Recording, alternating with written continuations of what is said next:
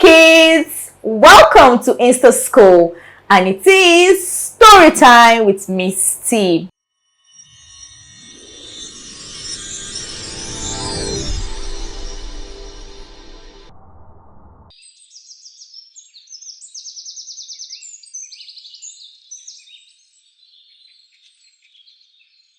The title of today's story is How the Iroko tree became the most powerful tree in Africa.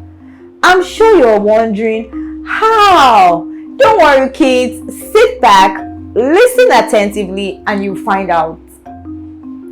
A long time ago, the trees lived among humans. They could talk, walk, and interact with humans. The trees were blessed by the gods with mystery powers and special herbs to use and treat the sick. The trees were adored, respected by the people. Some of the people even worshipped the trees.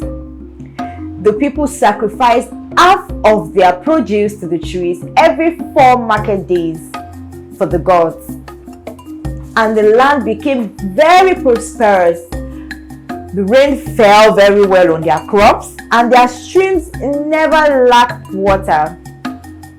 The gods had blessed them beyond measure, and the people of the land lived very long and prosperous. But soon, the trees became too greedy and wanted to become like the gods and started keeping more than half of the produce of sacrifice for themselves, and stopped sending it to the gods, while also refusing to use their herbs and power to heal the sick. The trees had lied to the gods, and they cursed the land. The rain stopped falling. The people's crops began to die. The people were going hungry. The sick were dying, and people in the land were also dying. The people cried to the gods, but they didn't hear them. So the trees continued to lie and stopped using their powers to heal the sick. Only the Iroko tree was still using its herbs and mystery powers to heal the sick. But the other trees ganged up against the Iroko tree and formed a barricade around it, preventing the people from accessing the powerful herbs of the Iroko trees for healing. Wow, the other trees must be desperate. One day, there was a poor old woman in the village by the name Ahana, whose only child became sick and unfortunately died. This is because the trees refused to use their powers and herbs to heal her son. She cried. And luckily for her, the gods heard her crying.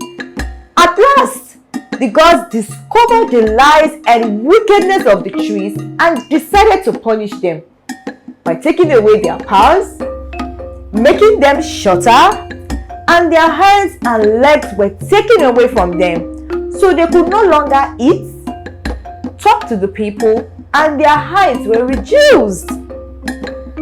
But the gods blessed the Iroko trees with mystery powers and special herbs and made the Iroko tree the tallest in the forest.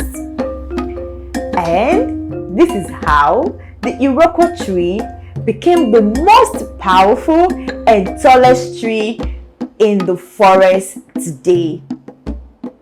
Kids, I'm sure you've learned 1 or 2 or even 3 lessons from today's story. Don't ever be greedy and wicked like the other trees, but be very kind, just like the Iroko tree. We've come to the end of today's episode, kids. Till I see you again in our next episode. Bye, kids!